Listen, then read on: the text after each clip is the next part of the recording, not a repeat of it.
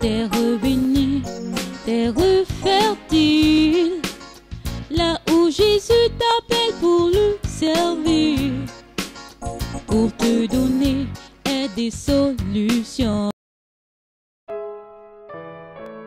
Amen. Il est à côté de toi. Il voudrait que tu puisses saisir la chose qu'il a apportée pour toi. Amen. Mais tu ne peux pas saisir comme ça. Il faudrait que tu fasses du bruit. Amen. Le bruit que tu vas faire aujourd'hui, tu vas crier sur son nom. Le bruit que tu vas faire aujourd'hui, c'est un seul bruit. Je n'ai pas besoin de dire non, non, non, non. Aujourd'hui, là, c'est pas agréable. Amen. Toi-même, tu vas voir si c'est le bruit qu'il te faut pour que tu puisses recevoir ta bénédiction. Amen. Parce que même moi aussi, je vais faire mon bruit parce que j'attends quelque chose de sa part. Alléluia. Je ne vais pas te regarder si tu as fait du bruit ou tu n'as pas fait du bruit. Alléluia. Amen. Ton paquet est là. Alléluia. Ton paquet est là. Laissez-moi vous expliquer un peu pourquoi tous les autres drapeaux sont couchés. Amen.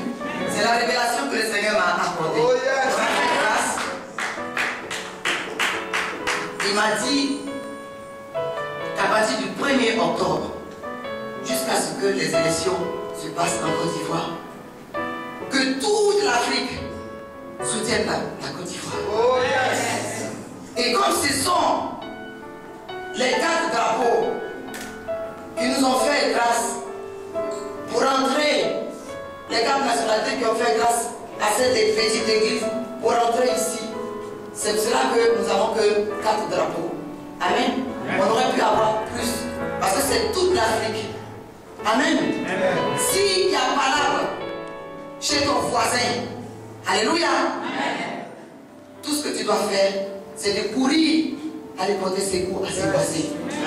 Parce que si sa maison brûle, surtout que nous avons les maisons en papo. Amen. Toute l'Afrique est en papo. Alléluia. Si la maison de ton voisin est en train de brûler et que tu ne vas pas l'aider pour éteindre le feu, les étincelles peuvent arriver chez toi. Amen. Donc toute l'Afrique doit supporter aujourd'hui la Côte d'Ivoire. Soutenir la Côte d'Ivoire. C'est pour cela que nous ne faisons pas de politique, mais nous sommes en Côte d'Ivoire. Amen. Que tu sois ivoirien, que tu ne sois pas ivoirien, tu es vie en Côte d'Ivoire. Ce qui est en train de se passer, ça te concerne. C'est ça la vérité. Si ça brûle, ça va brûler pour toi aussi. Si ça se gâte, ça va se gâter pour toi. Amen.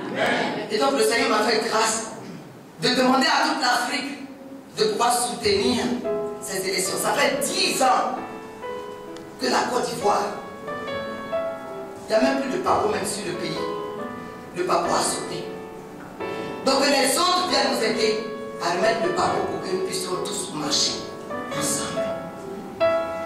C'est pour ça que depuis le 1er octobre, tous les jours, à partir de 18h à 19h, dans cette petite église qui ne ressemble à rien, il y a 2 ou 3 hommes qui sont ici, de 18h à 19h, pour prier pour le grand pays, la Côte d'Ivoire. La Côte d'Ivoire qui soutient toute l'Afrique. La Côte d'Ivoire qui est le pays, qui était plus ou moins le pays pilier. Mais le Seigneur m'ouvre les yeux pour voir certaines choses. Amen. Amen. Toute l'Afrique est en train de tomber. C'est cela que on a fait coucher les drapeaux. Ce n'est pas pour les faire tomber. Non. C'est pour qu'ils puissent pousser, aider la progrès de toute l'Afrique. Que Dieu vous bénisse. Amen. Donc si tu es ici et que tu fais partie de ceux, amen, qui sont en train de soutenir la Côte d'Ivoire, ton bagage est déjà arrivé. Ton paquet est déjà à côté de toi. Amen. C'est ce paquet qui est à côté de toi. Alléluia. Si tout le pays est en train de brûler, qu'est-ce que tu vas faire avec ton paquet? Tu vas laisser. Je regardais un jour la télé. C'était les réfugiés, les déplacés d'Éthiopie. Quand je regardais ça, il y avait une belle soeur qui était à côté de moi. Je me dis, eux-mêmes là, être maigre comme ça. Alléluia. Ça, c'est la personne riche qui est assise, qui a mangé, qui est rassasiée. Alléluia. Qui ne connaît aucune réalité. Amen. Qui a souffert, mais qui est devenue riche et puis maintenant, elle veut parler comme des riches. Mais pourquoi ils sont devenus tout maigres comme ça? Regarde, ils ont des barbichons. Et ma belle-sœur me dit, est-ce que tu sais que ceux qui sont en train de passer là, il se pourrait même qu'un des ministres du pays en guerre soit parmi ceux qui ont les barbichons. Amen.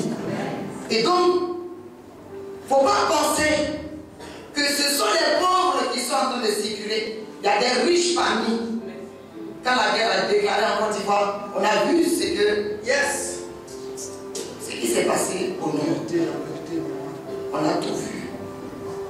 Peut-être qu'on n'était pas à côté d'eux, on a tout vu. Chacun doit se dire, on est fatigué. On ne veut plus de ça. On veut plutôt aller soutenir ceux qui sont dans ces difficultés. Et donc, dès maintenant, nous devons commencer comme un seul homme. Dire non à tout ce qui doit arriver pour venir détruire le pays. Il y avait des ministres, il y avait des PDG parmi ceux qui avaient des barbichons. Si toi tu es ici aujourd'hui, que le Seigneur a permis que tu sois ici et que tu vas recevoir ta bénédiction. Si le pays est en feu, tu vas ressembler à ces personnes-là. Le barbichon sera dans les mains parce que la bénédiction du Seigneur est là, le Seigneur est prêt à nous donner cette bénédiction. Mais quand tu vas attraper ton sac, au moment où tu t'en vas, tu ne sauras même pas où rentrer. Qu'est-ce qui va se passer? Tu vas marcher comme ceux que j'ai vus à la télé, avec ta bénédiction dans la main. On ne veut pas de ça. On refuse ça au nom de Jésus. C'est pour cela que nous tous, nous allons pousser un cri de guerre. Le cri de guerre, c'est quoi? On est fatigué, on ne veut plus de ça. Jésus, dès maintenant, nous là, non seulement tu vas donner notre bénédiction, mais tu vas nettoyer le pays.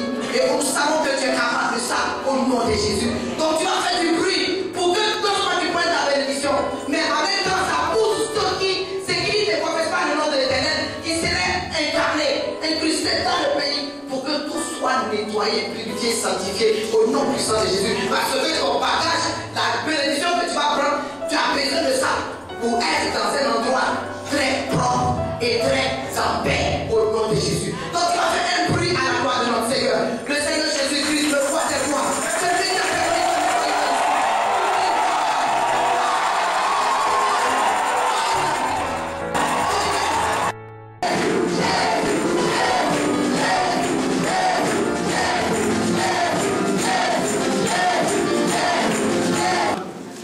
Les enfants d'un certain âge, amen, ils sont en bas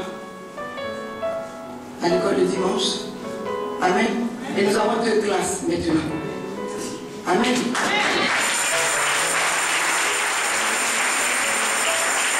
Ça fait un moment, nous sommes intéressés par la rentrée. Alléluia. Celui qui n'est pas intéressé par la rentrée, c'est qui n'est pas dans une famille. Amen. Parce que toutes les familles de cette terre sont concernées par la rentrée. La rentrée scolaire, tout le monde est concerné. Même si toi tu n'as pas d'enfant, il y a quelqu'un qui est dans ta famille qui est concerné. Tu as été un enfant, tu as mis à l'école. Amen. Donc tu es concerné par la rentrée. Amen. Amen. Et donc si on parle de rentrée scolaire et qu'on a pu donner les conseils aux uns aux autres, il y a quelques dimanches de cela, c'est sur cette lancée que nous sommes en train de continuer. Amen. Pourquoi? Parce que la famille est très importante pour le Seigneur. Pour que tu puisses être agréable à l'église ici, il faut que toi-même tu sois mieux organisé à la maison. Amen. Même si c'est une cabane que tu as, tu dois t'organiser. Même si c'est les papas en habit, c'est chez toi. Ta maison doit être organisée. Aujourd'hui, nous allons voir famille, les responsabilités de la famille. Alléluia. Amen. Si la rentrée scolaire ne te concerne pas, écoute-moi bien, ça va te concerner. Amen. Parce qu'il y a des parents. Je vais préciser d'abord. Amen. Quand on est dans la maison de l'Éternel, la famille commence après le mariage. Amen. C'est les enseignements qu'on essaie de vous donner. La famille commence après le mariage. La famille c'est pas avant le mariage. Si tu m'entends aujourd'hui, ça veut dire que tu connais cette vérité. Et donc si tu connais cette vérité, ce que tu dois faire, amen, regardez-moi tout ici, ce que tu dois faire,